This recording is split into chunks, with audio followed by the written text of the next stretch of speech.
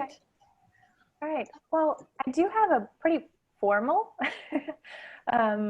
presentation, but it does not have to be formal. Please stop and ask questions as we go. I'll share my screen with you in a moment. And I'll even put my face up there so it's not awkwardly just staring at a PowerPoint. But before we get started, I'm curious ages of your children, and we can kind of tailor things from there. Okay, we can start. We've got boy and girl twins, Eden and Reed, and they are 8 years old. They'll be 9 in a couple months. Okay.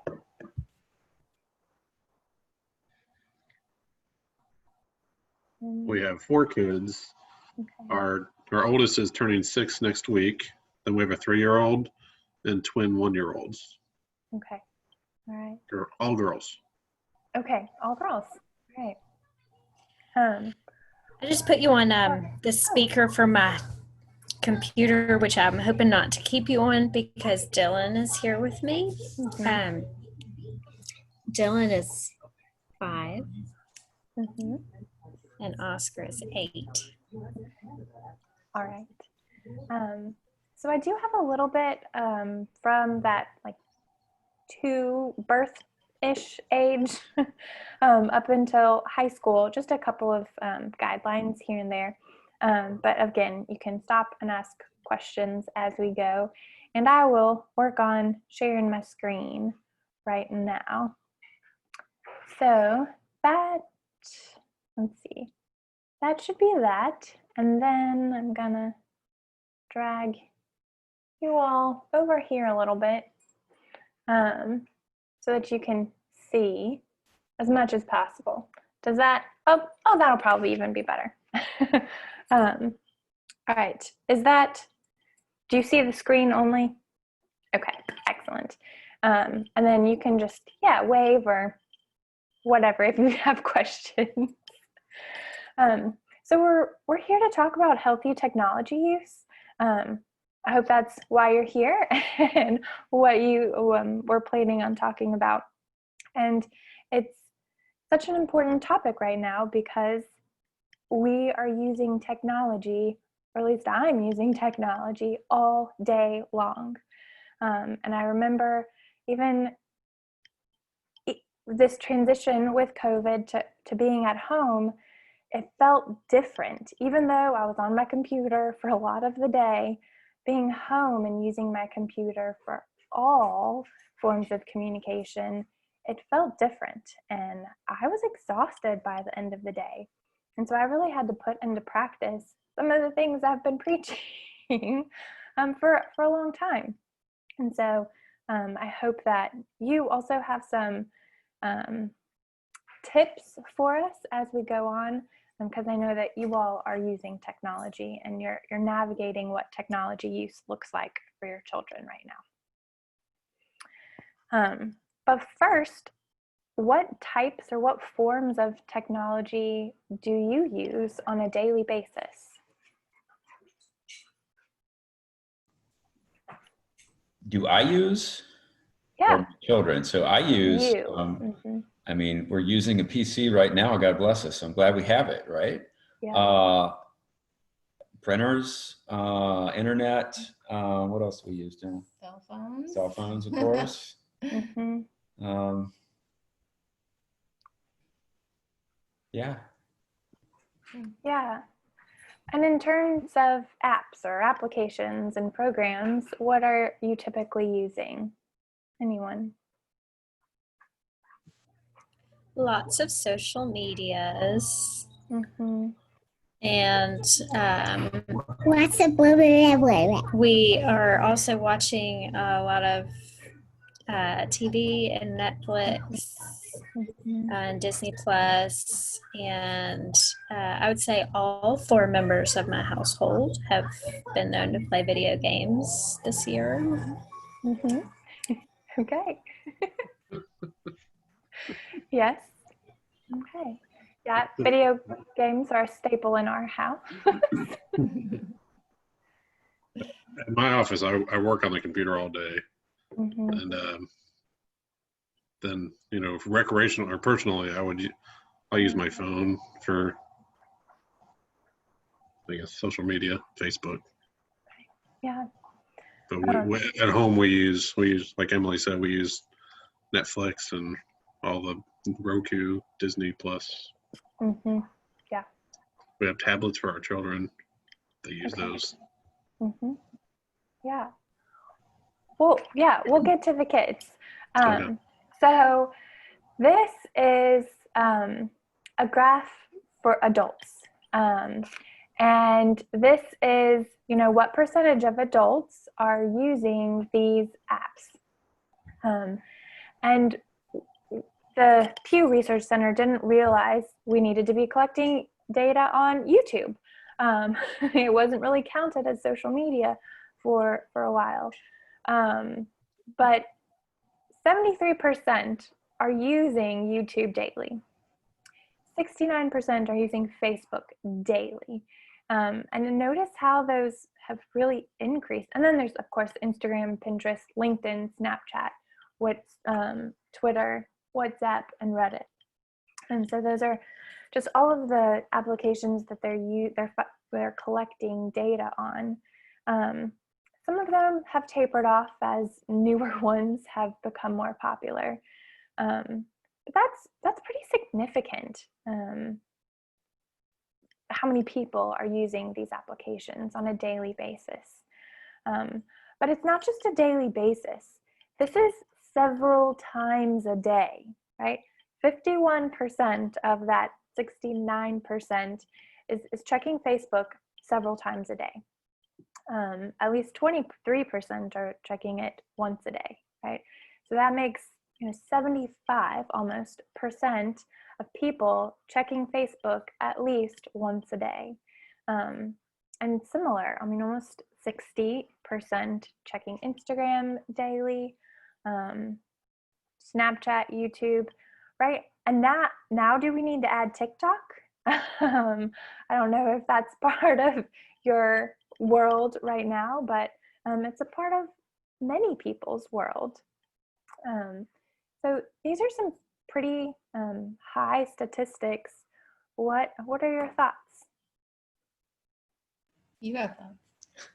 Jeremy has lots of thoughts. Okay. I only use one of those platforms that were on that last page, but I used to use a lot, and I found myself, Kristi, doing exactly what you're saying here several times a day, sometimes several times an hour, clicking that refresh over and over and over. Yeah. And ultimately, slowly, I just decided I've got to whittle these down. And I feel like I have more time now. I feel like I read more now than I used to. I certainly buy more books than I used to. I read more. Yeah, I read more.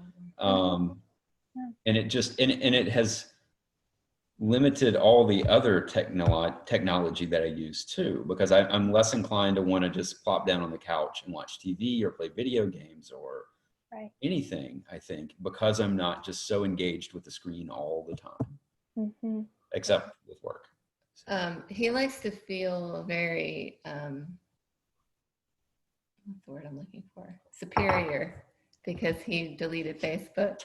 But he has to rely on me with my Facebook connection to get information that we can't get any other way. Like the school only posts certain information on their Facebook page. The the PTO group, there's the Idlewild Parents group, and then the Idlewild Facebook page. So like I feel like I would love to be able to delete it, because it's made me not like a lot of people that that I used to like, because it's gotten very political, and there's so much misinformation, especially about the virus going around. It makes me mad every time I open it, but I feel like I can't delete it because I won't get certain information that I need. Right. Yeah.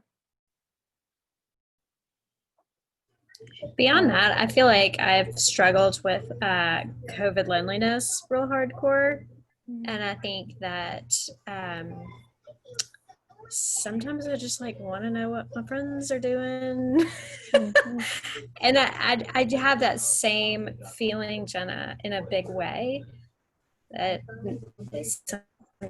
sometimes it backfires and it's like, oh man, I really used to like that person, and I do like them in a different context. But it sometimes it's like, I don't know whether this is worth it or not to me, but it all,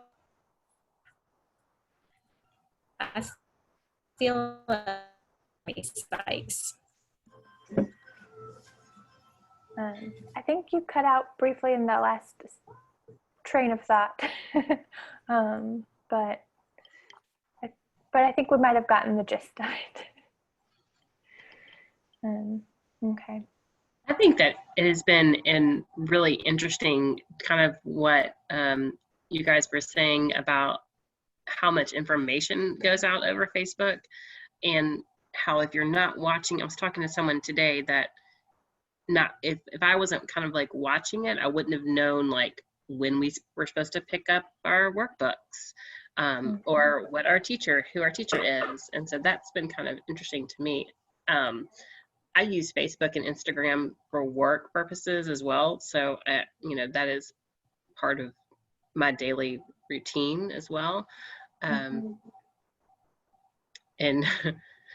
currently I'm trying to figure out how to make a Barbie princess cake on YouTube. So if y'all find anything, send it our way. Yeah, I mean, the reality is these things are in our life, and they can be very helpful, but they can also cause a lot of anxiety and stress and all sorts of maladaptive things in our life. And so let's talk a little bit about your kids. I found this article, so I actually have a few QR codes throughout the presentation. So if they link to the article or the resource. So if you have your phone handy, you can just catch that QR code.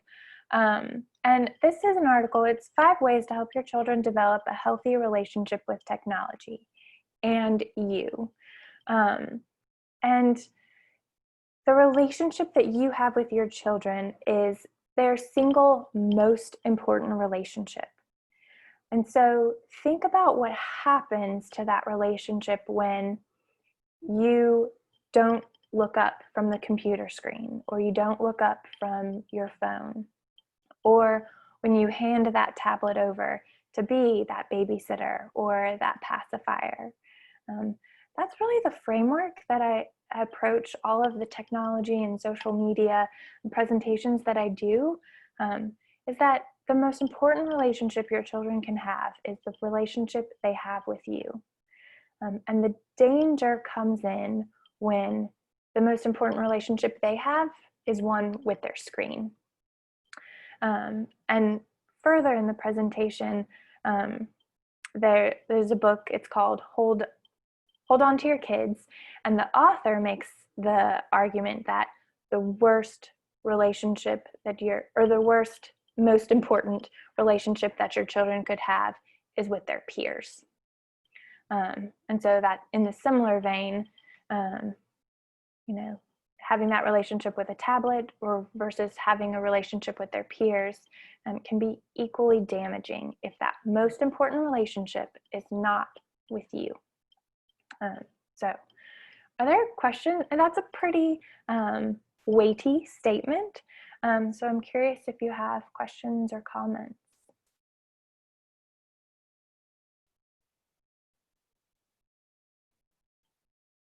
Okay, well, stop me if you do, and we'll go on. So here's just a couple stats for you. Did you know that most children start developing online relationships around the age of 8? And that by the age of 10, they've progressed to multiplayer games and sharing digital creations and homemade videos with their friends or with other people online. I'll go ahead and stop you there and say our 8-year-olds both have video chats with friends and play Minecraft with Yep. permission online with friends. Well, Yeah. they can only play online with each other. They can't actually play Oh, they with their can't? friend. Okay. I think you have to pay for All right. that. I'm Well, not I doing don't that. know. But they do, like they get their little video they get chats on their and they- video chat. Mhm. Well, it's mainly Eden with her best friend. Okay. They've been doing video chats all throughout the pandemic. Mhm. So she gets her friend on her video chat, and her friend plays Minecraft on her computer, and then Mhm. Eden and Reed play Minecraft on their computers, and then just Mhm. talk about what they're doing in the game, and like Mhm. show them, on the camera what they're building or whatever. Yep. Yeah, and that is very common. Hmm. Yeah, and then that last one, by the age of 13, millions of kids have created accounts on social networking sites like Facebook, Instagram, and TikTok, and Minecraft and all of those. Do you know what the rules are in terms of age limits for having accounts for most of these applications? No. Okay. So for Facebook and Instagram, it's 13. So children have to be 13 to create an account. And so parents, if you've signed your kids up for a Facebook or Instagram account, technically that's illegal. You're not allowed to sign up your children until the age of 13. And then for TikTok, it's 16. So you have to be 16 to have an account for that. So know the rules. It's important to know the rules so that you can help your children follow them, even if everyone else is breaking them.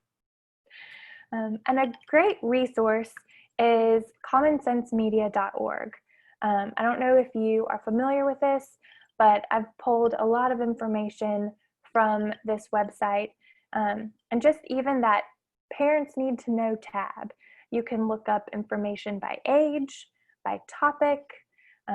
There's ultimate guidelines to Minecraft, Google Classroom. That's going to be a big thing coming up. And even in that right-hand corner, there's a family media agreement. The research says that you can have the most strict rules or you can have lax rules, but as long as you have rules and the family is in agreement, your children are more likely to develop a positive relationship and a healthy relationship with technology later on in life. So whatever works for your family, whether you prefer those more strict guidelines and it works for your family, do that. If you need more flexibility and to be a little more lax, that's okay, as long as you have some rules and guidelines in place. Can I ask a dopey question? And this is not, I mean, like Oscar plays like so much Nintendo Switch, I can't even explain to you, but I don't know where Minecraft or Fortnite live. Is that on a game system or on a computer? Computer. Or game system. It can Or be. game, okay. Yes. So it's like online play. To be. It can be both. It can be Yeah. single player or online, I think, Emily. Okay. Because he has talked about that, because I think this is like meta of that generation, but I think on his tablet he has watched Zebra Gamer play Minecraft, not Fortnite, but Minecraft. And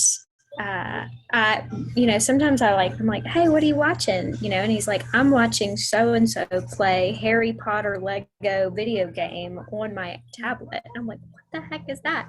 And so some of this stuff, like, I'm like vaguely familiar with it, not because he's playing it, but because he's watching someone else play it, which is a little creep town. But anyway, thank you. Yeah. Ours have just in the past few days started watching people play No. The Legend of Zelda. That started with Reed didn't know how to do something in the game, and so he looked up how to do it, but then it was funny to watch them do whatever in the game, so then they wanted to watch more videos, funny videos of them doing things in the game. And it got too much. I was like, let's stop. Play the game if you want to play the game, but stop watching other people play the game. Yeah, there's a whole YouTube world of gamers who just play, and essentially, because of the channels, are making money because they are playing and people are watching them play. So it's lucrative for them, and it could be a rabbit hole for the people watching. So this is a great website to check out for resources. And so the next few slides are some of the guidelines that I did pull. So this is, birth to 2. And I heard just almost 2. But these are just 4 of the guidelines, and it says avoid screen use or screen media other than video chatting for children younger than 18 months. And that's liberal. The more conservative age is 3. No screen time prior to the age of 3, because that's when the most significant amount of brain development is happening, birth to 3. And those synaptic connections being formed are so important that they're saying, no screen time before the age of 3. And that's hard. That is almost impossible in this world. So just keep that in mind. If you do choose to introduce media or screen time to your children, find high quality programming and co-view and co-play so that it can be interactive and it's not passive.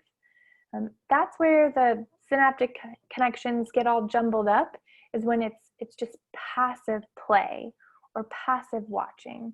And when you're there providing interaction and guidance and helping form the relationship, not with the screen, but with the content, that's when it becomes a healthy relationship. And again, children 2 to 5, limiting 1 hour per day. And then creating a family plan that works for your family. Seem like a tough order? I think it's tougher in pandemic. Oh yeah. Ours are older imagine. than any of these ages, but Yeah. if I can imagine them being 3 or 4 and then just saying, kids, take this, go away. Well, yeah, and if you're having to work, what do you do? You can't sit there and watch this programming with them or play with them. Yeah. I'd say it's also tougher the more children you have. When you have 4 children, you that screen time bumps up a little bit, just to unfortunately, it is. It's difficult, and I know parents who had the most stringent guidelines in place. Pandemic happened, and everything went out the window. There are seasons when it's just not feasible. But if you want to incorporate and try for a week at a time or a couple days a week to really, or even choose the weekends. I know a lot of families who say, or choose either like, hey, no rules during the week or no rules during the weekend, but sort of flop and choose ways to be more stringent in your guidelines. It's always ways to, This also, once everybody's in virtual school, that blows this all out of whack. Yes, it does.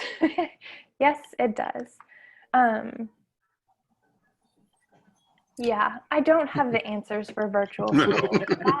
That is going to be a challenge for everyone.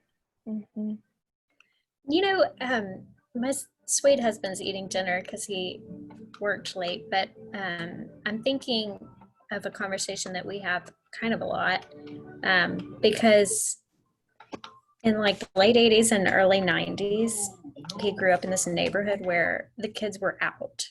They were out. They were not inside their own homes. And in Memphis, Tennessee in the year 2020. And we live in a very accessible, friendly neighborhood, but the kids are not out unless there's an older kid who we're collectively paying to supervise a bunch of kids, you know, or there's like a parent who's sitting on the porch watching everybody. You know, there's not free play in the neighborhood. And that's been, it comes up a lot because it's like, well, in our day and age, in our environment, I'm lucky that I have 2, but what do I expect them to do with their time? I mean, I know that there are things, and we do a lot of Lego play and puzzles and reading books, but like, what are they supposed to do with themselves if they're not at school or camp? Like, what do I expect? Yeah. Yeah, play is important, and figuring out a way to incorporate play is what we need to do. Play helps us problem solve. Play helps us learn social interactions, even if it's solitary play. It's difficult. It really is challenging. And yeah, being isolated, nobody has the answer for this right now. Being isolated and in your home and having your children while still needing to meet the daily,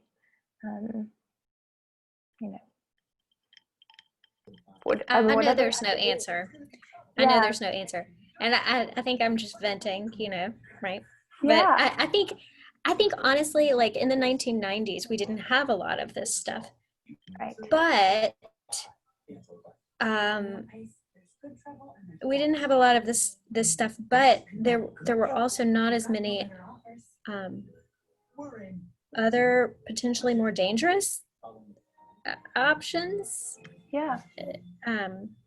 Like legit traffic and creepers in the neighborhood. Mm-hmm. I don't know what it is. I just do struggle sometimes because I can be like, okay, to me it's easier to say, okay, y'all go free play outside. You're not allowed to come in from the backyard for half an hour. I can do that pretty easily. I can say, like, you guys have to either be reading or doing a puzzle for half an hour. And I can do that pretty easily. But to me, structured time like that in little chunks, I have to be kind of giving them the idea of what to do with their time all the time. Right. Yeah. What are you all doing? What have you found helpful? Honestly, we are lucky that ours are the same age, and therefore are they've always been at that same developmental level where they want to play with the same things, and they enjoy, for the most part, playing with each other. And we've just been, for the most part, and they are so good at entertaining each other, and have always been, even since they were, a year old. So I could just put them in a room with all their toys and even, boxes or, just random things. And they would just play for hours together without needing me. And it was just, it's wonderful. It still is. Like they come up with new things to do for the most part. Yes, our children are wonderful, but. Hold on, I'm not done. Okay. But like a lot of it is pretend play. Like, they loved having indoor picnics. They'd lay out a blanket and get their play food and all their stuffed animals and, build forts and just all kinds of things. But then video games came along when they were older. And now they just want to have screen time all the time. Mommy, can I have my tablet? Can I play Nintendo? And then when I say, okay, you can play for 30 minutes, let's set a timer, the timer goes off. Oh, but I can't save yet. I have to finish I'm in a battle. I have to finish this. And oh, just one more thing. And it's a huge source of conflict now, getting them to stop playing on their screens all the time, because that's all they want to do now. Mm-hmm.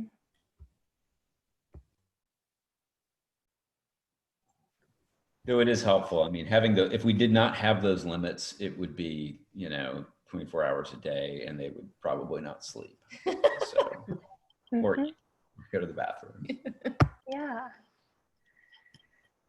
Ours are pretty active with their tablets when they want them, but they also sort of self-monitor themselves, where, I mean, it has a timer on how long they can use it, and it's more than an hour, but they do have a timer on, and when it cuts off, it cuts off. And like, I don't even know how to change it. We don't act like we set that timer. We're like, oh, Like, your tablet's done.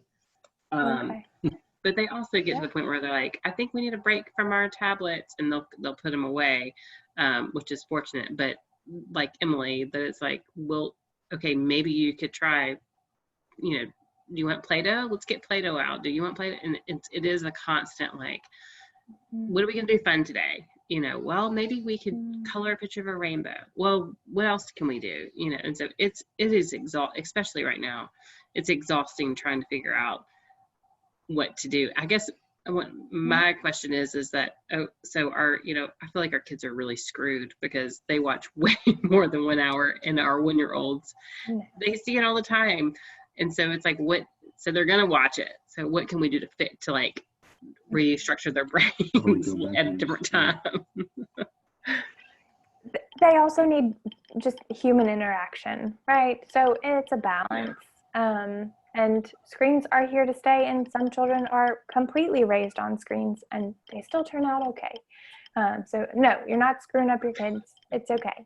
I mean, these are pretty strict guidelines, and my guess is they'll even shift in the next 5 years, maybe even less.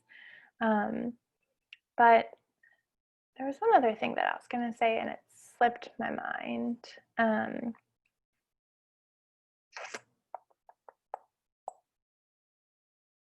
Oh, I remember.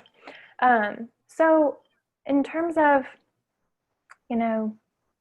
being a social coordinator for your children, or a cruise ship director, one of the things that you can do is say, hey, that's a kid problem. You're a kid. You go solve that problem. You go figure out what you need to do, and pass back that responsibility to them. That helps scaffold their problem solving. And you may think it's harsh or something, but you're going to find that you will use that all of the time. That's a kid problem. Why don't you go figure it out? Obviously, if it's not really a kid problem, don't say that. Then your kids won't feel like you're a safe person. But if it's something within their control, they're going to develop a sense of independence that will be really rewarding if you're throwing back their kid problems. It works really well with siblings too. If it's just a squabble about something, like, that's a sibling problem. Why don't you go see if you can solve that on your own, and let me know if you need help. Because then you help. You can tell stories. You can say, this would be an adult problem. If you're outside and someone falls and they're really hurt, that's an adult problem. Come help me, and I'll solve it for you. But if somebody calls you a bad name, that's a kid problem. And something that a kid might do is say, I don't like to play with people who call me names, and choose to walk away. And And so using stories to help teach them the difference between kid problems and adult problems could be something to try.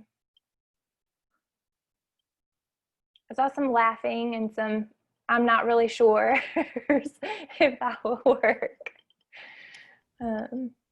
Well, I just, Go ahead.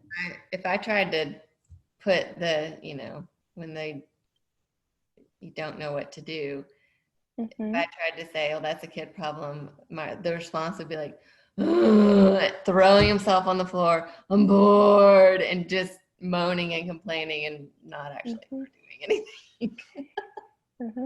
But the problem is the thing that often that they have conflict about or complain about are just, I'm bored. I'm bored, can I play video games? I'm bored, can I do something that you don't want me to do? Insert whatever that is. Yeah. So, yeah, I mean, I think it's easier to say, oh, Reed called you a bad name. Okay, well, just don't play with Reed, Eden. Or, solve the little squabbles amongst yourselves, or you can brush your own teeth. You don't need me to brush your teeth. Go brush your teeth. But yeah, the bigger like existential, I'm bored. That question is harder. Okay. Well, I would argue that that's what our parents did when they sent us to go do whatever, play outside till the streetlights came on, right? That's what they were saying. They're saying like, your kid problems are yours. You go figure them out. And because there was that distance, there wasn't that, always going for help. Because if you're giving them all of the solutions, particularly when they're bored, that it actually hinders their self-motivation and ability to make independent decisions in the long run. And so being bored really needs to be a kid problem. You're bored. When I'm bored, I choose to go cook dinner. Would you like to help me cook dinner? Oh no, okay, well then it must be a kid problem. You can go figure it out on your own.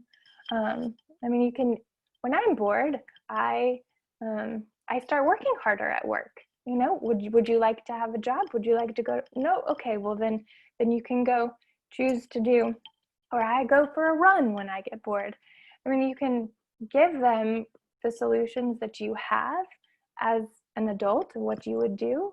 And then when they're like, no thanks, when you say, okay, then you go figure it out. I trust you, you got it. Giving them that vote of confidence and letting them go. Okay, we'll move on to the next, because I think that's where most of your kids fall, is this elementary age. And so again, some of these are pretty strict guidelines. The top is kids younger than 6 probably shouldn't play in virtual worlds. And yeah, set up accounts together so that you know the password, you know how it works, you know who else they have access to. And if you wouldn't let your children have unsupervised play dates, don't let them play unsupervised. Don't let them play their games unsupervised. Do your homework. Go to something like commonsensemedia.org. Look up what your kids are getting into. And establish code of conduct. Show your kids how to flag inappropriate behavior and what that inappropriate behavior is. They need to know, what bullying is and what being mean to people through a virtual world is. They need to know that if it's not okay to talk to mom and dad about it, then it's probably not okay to talk about in this virtual world. and teach them how to flag inappropriate behavior. And then never share passwords. Talk to them about money. Most of these virtual worlds use some form of currency. And kids these days, can't believe we're saying that, but seem to say it all the time now. They just swipe a card, right? Their money is a card, and there's not a meaningful concept of currency. And so having those conversations and talking to them about currency is important. And then keep the computer in a central place. Children in elementary school need to be monitored in their social media and technology use. And soon they're going to understand it more than you do, because these games are built to be intuitive, and their little brains soak it up. They really do understand these platforms better than we do. Mm-hmm. Questions? I was going to say, for the talking about money and helping them understand, the value of money, we have started using a chore app. It's called S'mores Up. I don't know if you've heard of it. Where you come up with a list of chores and then a value of, they call it s'mores. It's just like a point system. And then so they do the chores, and they can check them off on their tablet, or you can do it on your phone when they complete a chore, to earn the s'mores, and then they can save up their s'mores and then trade it in for a reward. And so I've set it up to where, like, if they want to get something like a new book or a new toy, I have basically assigned about a monetary value to the s'mores, so that I put in what they want as a reward, and the cost of it, how many s'mores they're going to need to earn to be able to buy that item. So that kind of, I hope, teaches them working to earn some money to buy something. Yeah, definitely.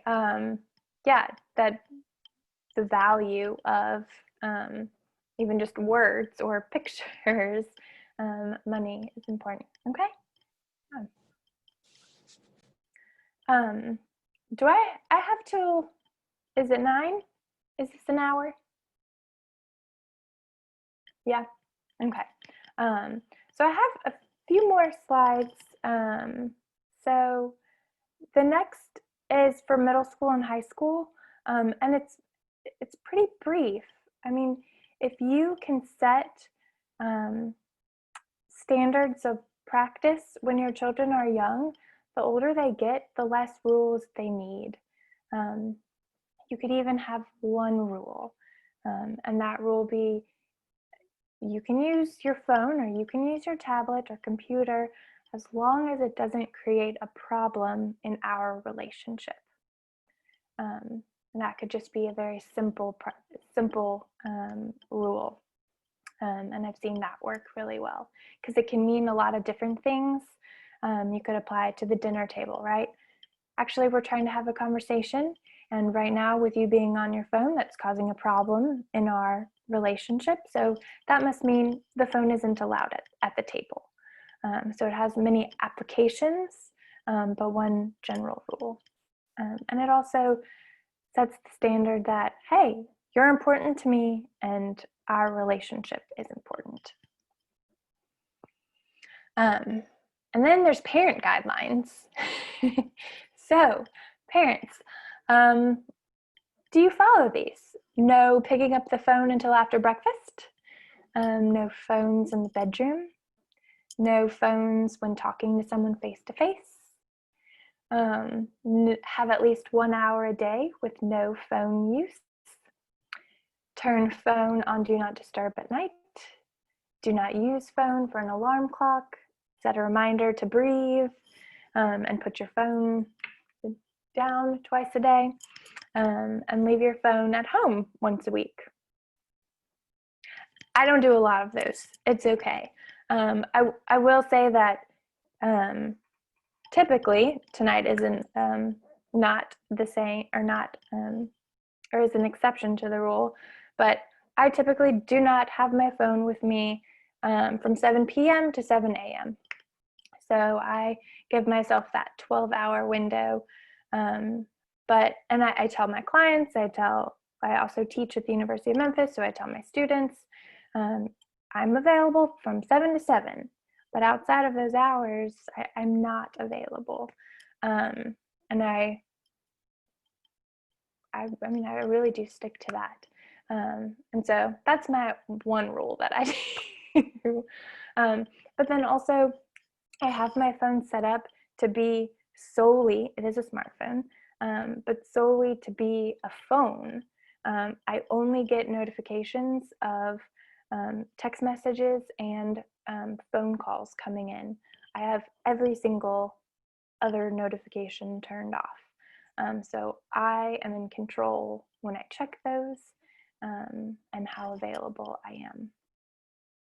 So those are the two things I do. This is a pretty intense list, but I'm curious what you all do.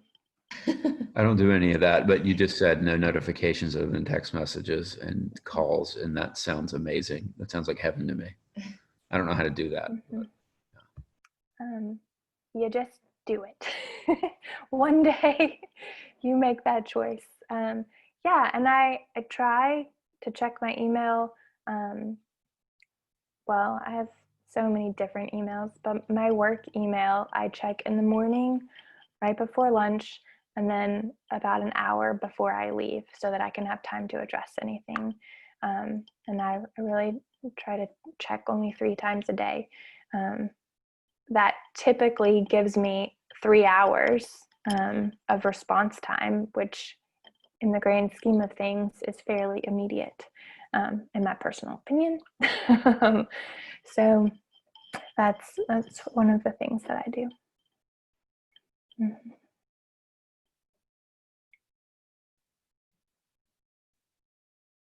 Okay, I know we're out of time, but I will say I have a whole nother portion of the PowerPoint, and I'll just sort of touch on this bit real quick, but maybe move you all. There we go. So, not again. Now I'm having. There we go. I did this presentation a few times before COVID and everything, and I will say that I pretty adamantly stuck to a lot of these tenets that are coming up, but it's hard. It's really, really hard, and I know that. I read a book. It's called Hold On to Your Kids, and the premise again was kids these days are peer-oriented and not adult-oriented. And the author said that is the foremost cause of the addiction problems that we have, is the foremost cause of mental health issues that we have. And it's that children are peer-oriented and not adult-oriented. They're not learning how to behave from people who know how to behave.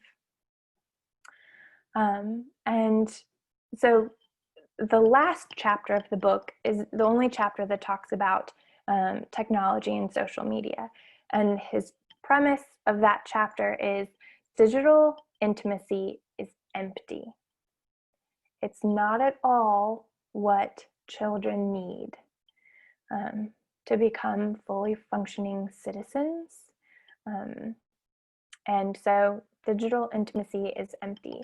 And he has 7 points to that. And I'll pause here. I'm not sure if you want to stick around for the 7, or I can email the presentation. You can read through them, or if anyone wants to hop off, you're welcome to. Are there thoughts? I mean, we're fine with staying on, but Okay. it's up to you. Okay. Yeah. If it's too late, or if you want to, have a lifetime, you're more than welcome to skip off. But I'll just keep going for those of you who stick around. So digital intimacy is empty when it comes to relationships. And there are seven tenets here. The first is that the attachment invitation does not get across. And so this goes back to this idea of this serve and return. When we engage in conversations with one another, our mirror neurons are firing, and we're able to understand on a deep level, through an empathic level. And through the digital connection, that gets lost. This idea that I can attach to you and you are a safe person and I can trust you, that gets scrambled in the digital world. The second is the defenses required to engage in unprotected social interaction render such interaction unfulfilling.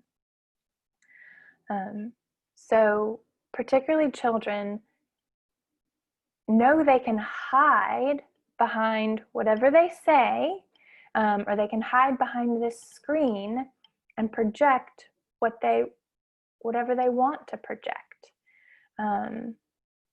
It's a false sense of bravery sometimes, or it's a false sense of lust and connection on other times. But it requires, because we know that it's a distant connection,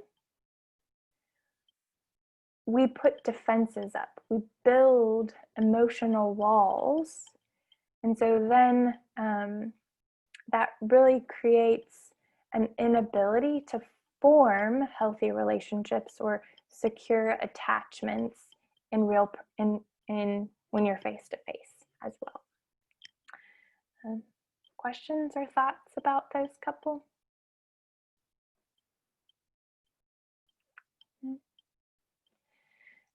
So the third one is self-presentation works only one-on-one. So again, similarly, you can be whoever you want to be when you're in this virtual world. And your being isn't really, you're not connecting with the other person. Part of, well, I guess it's all hidden a little bit. So here we have, the 735 or 738-55 rule of communication. We know that it's only 7%. Only 7% of the word of what we communicate is communicated through our words. 38% is our voice, and it's 55% of what is communicated is being communicated through our facial expression. And that, we were talking about it briefly before everyone got on. That's an extra added layer when we're wearing masks as well, right? So much is being miscommunicated because it's not face-to-face and in person. Emily, what's that face for? You feeling it?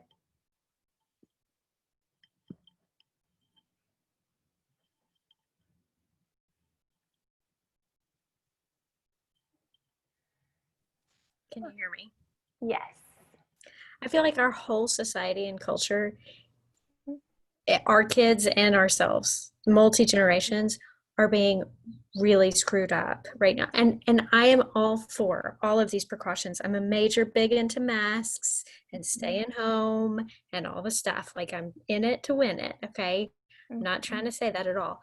But I also feel like this is a crisis scenario. And everything you're saying, all of this stuff, it makes, I mean, it just makes it seem hellacious. Like, this is like, what are we supposed to do about this? Well, yes, all of these things that I'm saying are true. However,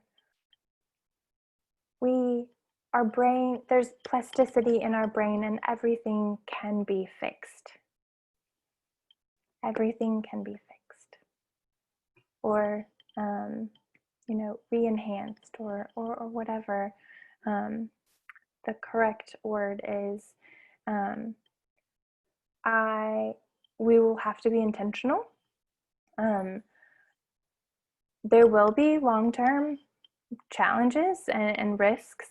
There are long-term risks, but as long as we are intentional in how we're moving forward and building relationships, then it's fixable.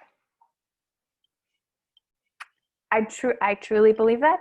I'm a therapist, so that is, in my bones to believe. But I've seen true personality change through therapy. Through just one relationship, someone's personality can change, and that is incredibly powerful to see and to experience. And I know that if we're intentional, everyone's gonna be just fine. Mm-hmm. Yeah.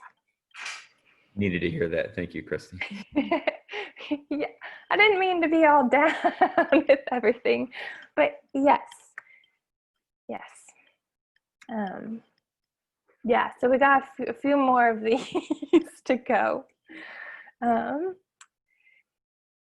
So there's no satisfaction when manipulation is involved. We don't know if we're being manipulated in a virtual relationship. And whether that's through people who are intentionally trying to manipulate us, or whether it's just the miscommunication and manipulation happening through that. But when we know that it's happening, and there's no satisfaction in that relationship. Also, there's no fulfillment when provision is greater than the pursuit. And that's what digital relationships are. It is always more, more, more, more, more. There isn't an end game. It's more, more, more, more, more. And unless we have a goal in mind and we can feel that sense of accomplishment, that there's no fulfillment in that. 6, digital intimacy spoils the appetite of what a child truly needs. And that goes back to what I said initially. Your child needs for your relationship with him or her to be the most important relationship that they have. And so having 1,000 online friends is just eating those Crystal's burgers. It just spoils your appetite for the richness of nutrition. Yeah, I think that picture says it all. And then the last one, digital connections allow peer-oriented kids to stay together even when apart. And again, this goes back to what I was saying at the beginning, that peer-oriented kids mean they place all of their value on their peers, and they begin to dismiss parents and adults. Really, all forms of authority. And so you can only imagine the danger when children grow up not respecting authority. And that's what happens when there's only that peer orientation. So those are all 7. I kind of went through them quickly. Any questions or comments? I can go back to any of them if you'd like. Kristi, can you hear me first of all? Yes. You've been so gracious, because I think that the mood of the parents on the chat tonight has been very yeah, but I know, but and you've handled us very well. And with that, I have to say one more yeah, but I know, but here. Okay. Because on this slide, Yeah. and with some of this stuff, it's like, well, what we're struggling with currently, at least in my personal experience, is an overwhelming relationship of that parent to child without enough peer engagement. And our communication is suffering because of that. And I think that that is something, again, like you said very clearly, and I liked it, that, you know, this is a resolvable problem that we move forward as soon as, you know, it's feasible. But this too, I feel like when it comes down to the way it's playing out in real life right now, can totally backfire. Like, we should not be in a dynamic where we're exclusively dependent on each other all the time. Right. Absolutely. And that's where it goes back to setting those boundaries, right? Right now, you're part of this family and we're interacting. Now, maybe it does have to be a virtual connection, but now you go connect with your friends, or you go outside and wear your mask and play for 30 minutes. It's really all about the limitations, or not even limitations, but the boundaries that you set around, and the intentionality in which you speak with, you know, hey, I don't want you on the phone or playing that game when I'm trying to talk with you. So it's about limiting peer interaction when family connection is important. It also goes back to, and it is difficult right now, but trying to make sure every interaction with your child, or as many interactions as possible, are positive. A positive interaction, so they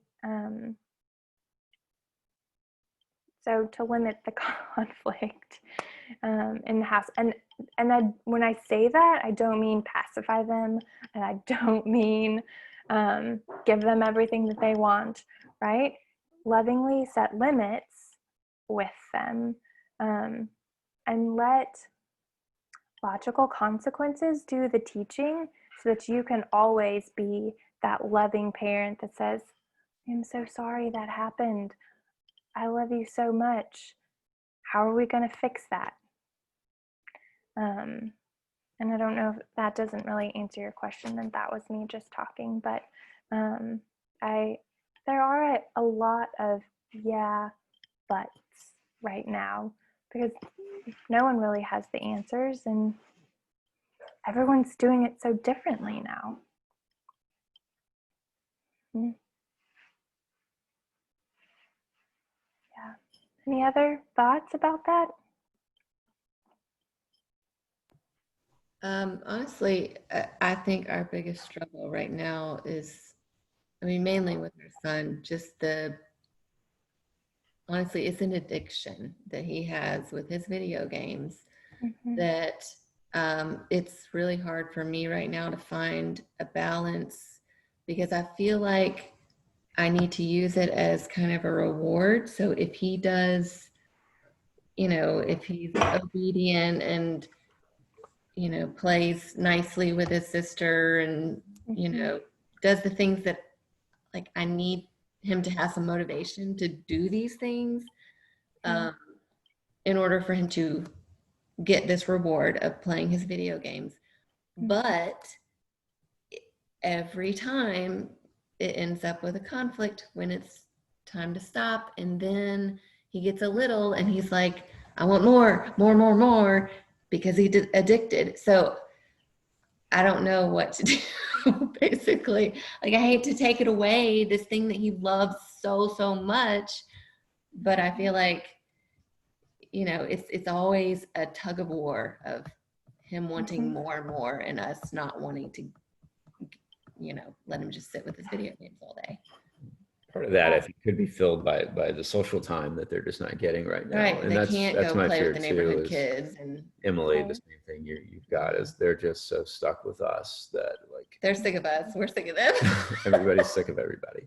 But you know, that's I'm just looking forward to the day when that is no longer it's no longer the case. So, but Kristi, you have spent more than your allotted time with us tonight, and we are very thankful for sitting and guiding our therapy session that we normally have in our literally this time. So. Well, no, I am glad to be here, and I'll put up my last slide. Well, I got a few different resources in there, but so this is the last slide. It has all of my resources, and then that's a QR code to my PowerPoint in Google Slides. So it's a very simplistic version, doesn't have all the pictures and stuff, but all of what I said is in that Google Slides. So if you want to reference any of it.